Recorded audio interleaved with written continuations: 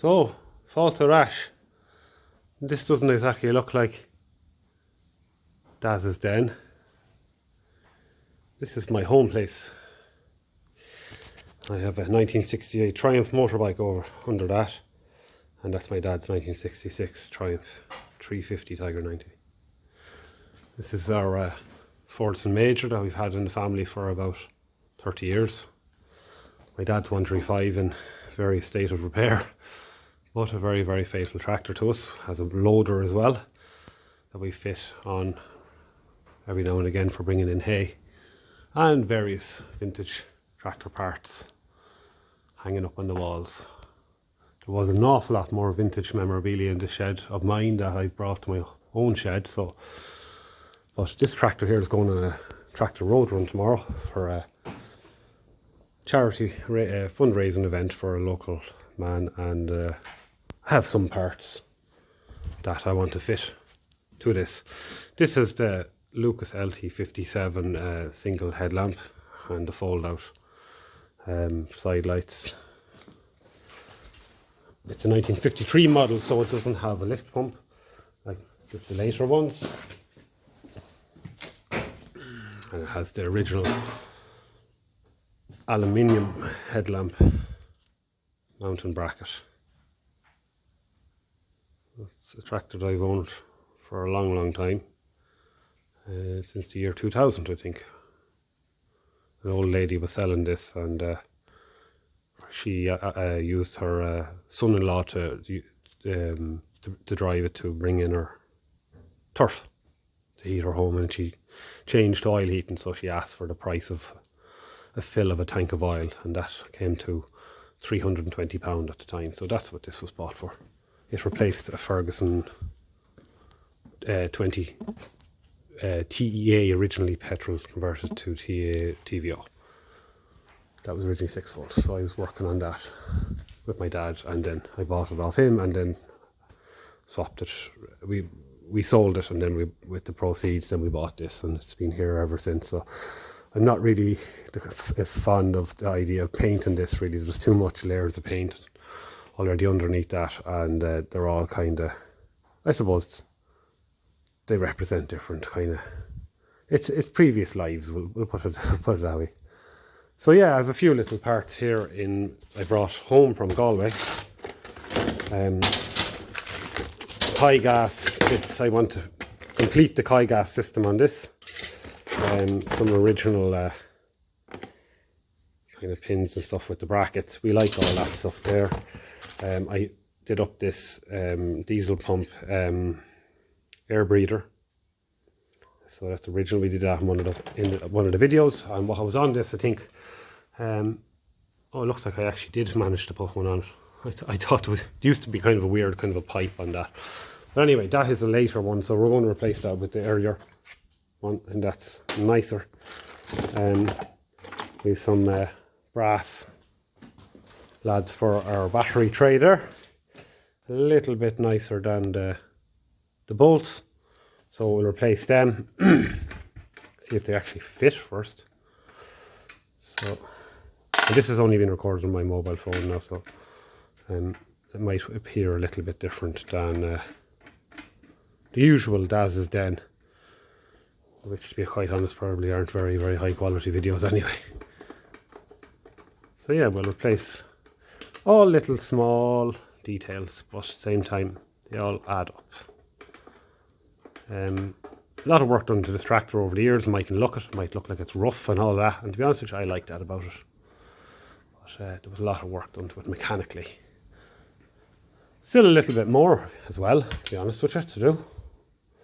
Has the original starting handle on it there as well. Yeah, it's a little bit tight now for space, but we'll be getting it out tomorrow, and it's actually my mother that's going to be driving this. I will most likely be on this 1968 500cc Triumph T100C. So that's what's going to be happening there. But look, I'm going to try and do a little bit of work on this. It's going to be fairly quick, little small jobs, and I'll show you when I have it done anyway. I'm not going to be doing any massive recording, but just I said I may as well record it and put it up on the channel. So what I'm actually doing is I'm putting together this Kigas system. So this is the little injector that goes onto the intake manifold. So I'm putting that in, and then the banjo goes in that side, a banjo bolt, and it connects to this pipe. So this is a modern pipe, and that goes, it's a bit hard to see here because of the light. It goes onto that there. Sure, we have it here with two of them there. So I'm kind of just trying to piece together some bits. Just fitted this Kigas bottle here. So there's two bolts on top there, and then there's another one in the back in there. You can probably just see the head of a bolt there. There. And we're hitching up the Kigas pump here. So this is the side that actually pumps it down to the injector on the inlet manifold. And then, sorry for the poor lighting here, this torch is a little bit flat. This side here is the inlet of the Kigas pump side. So that's going to be taking the fuel from the tank, and I just have the male connector in there now. So we've got to make up a little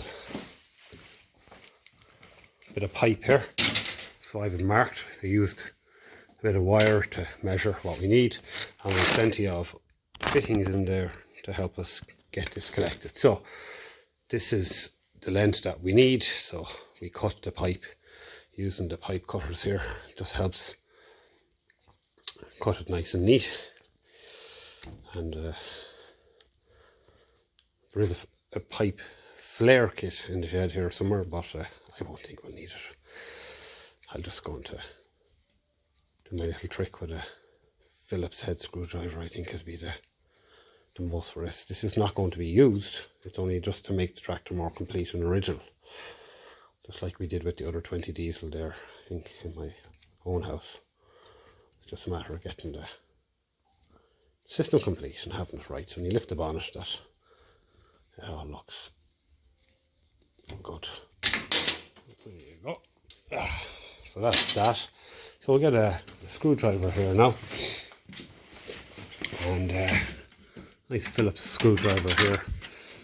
I'm trying to get used to the setup here in this shed. Flare one of these. It's only just to keep the olive from coming off the end. Yeah, so that's okay. So we have olives in here.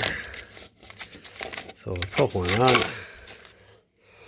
I'd say something like that would be perfect.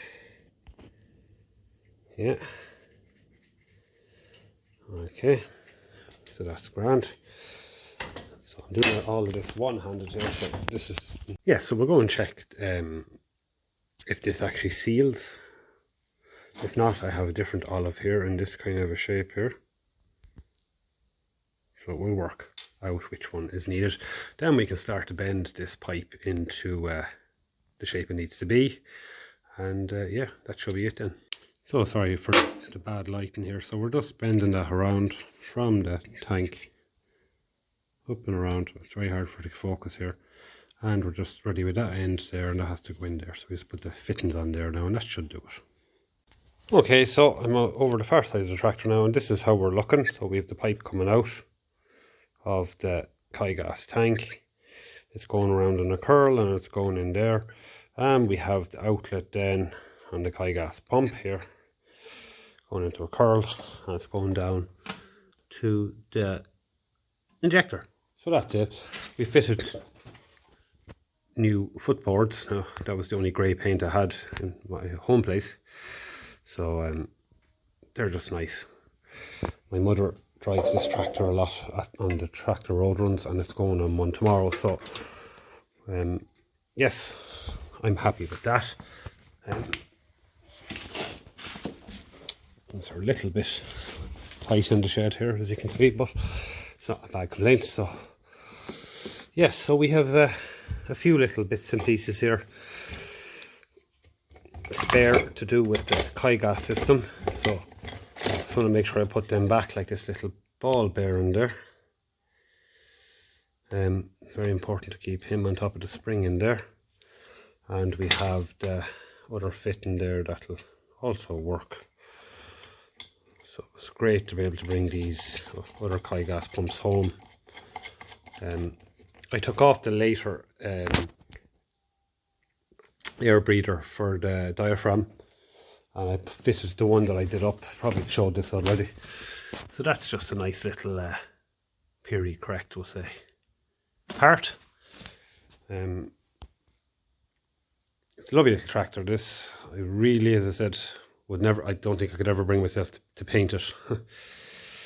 It mightn't necessarily look like there's a lot of work done to it, but the engine was fully overhauled, new clutch and pressure plate, gearbox input shaft, axle center pivot pin and bearing, new kingpins, bushings, all new front bearings, and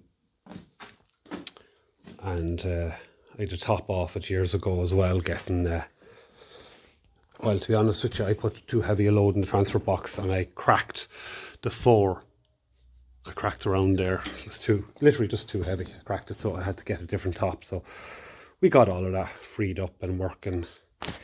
Fitted a stool hitch. It's very handy for towing trailers. Used to do a bit of competition ploughing on this tractor years ago. Fitted new mudguard skins on the original iron frames.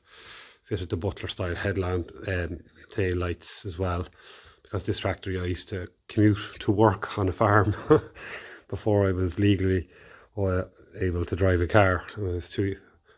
Before I was 17 years of age, so I was able to drive this when I was 16 years of age. And then I didn't drive till I was 21, so this was a frequent vehicle on the roads around here. I got new Firestone rare tyres. I remember paying 500 pounds for the pair, and new tubes. They still look in really good condition. A big fan of these Firestone tyres. These are definitely 23 years old, I think it is, if not 24 years old, and they still look perfect. There's no cracks, no perishing. Yeah, really like them tyres. They're 12.4, so just a little bit wider and a little bit taller than standard. 11.2s weren't available around here at the time. So I have been slowly piecing together the original fuel system. I know this auxiliary tank, some people say, you know, they can be a little bit, they can cause more issues than, you know, they're more hassle than good sometimes, you know.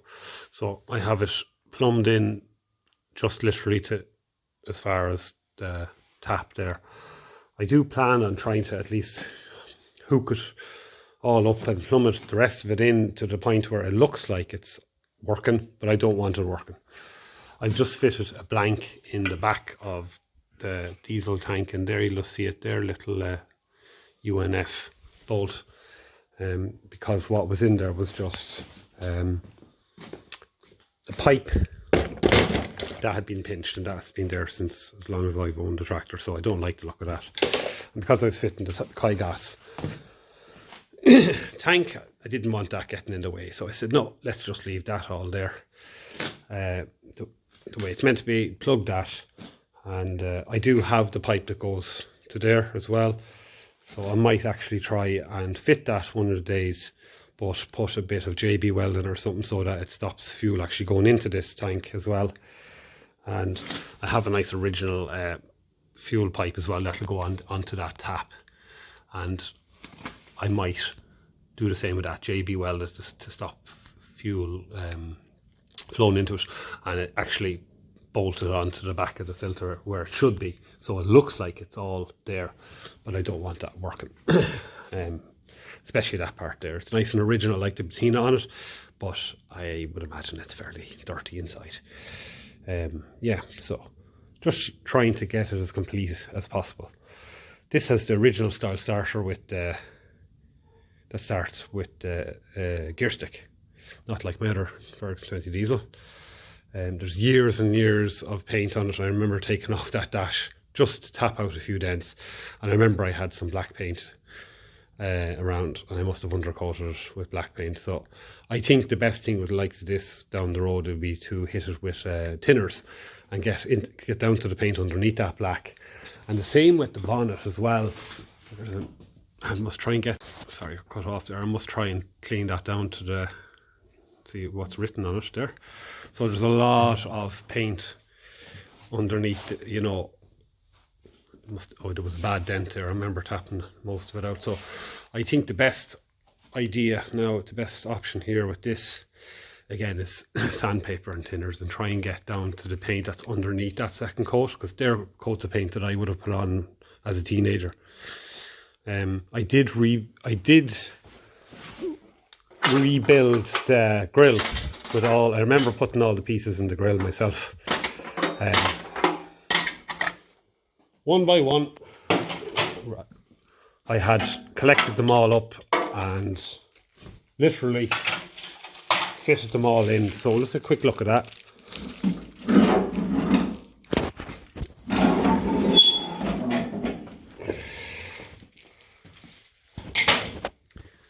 So every one of them they're all original. Now this cheek piece down here was in 2 parts. When I got the tractor, it was in a very sorry state, and my father spot welded it on the inside. So it is missing the bit that's coming down there, but I might try and fabricate something one of the days. See if I can just tidy it up. I do have a whole new grill and cheek piece ready to bolt in, but no, this is all original. And I remember, as I said, even straightening them, tapping out most of the dents in them. So there's a bit of sentimental value attached to all of that. Few knocks and bumps here over the years, you know. Every one of them is tells a tale. Even this is an original badge from the 6-volt Ferguson 20 TV. It would have been originally TA petrol, 1949. That's the original badge that came off that.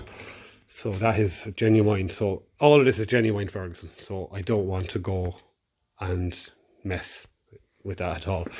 I will just try and fabricate something to go over that and, you know, to make it look correct.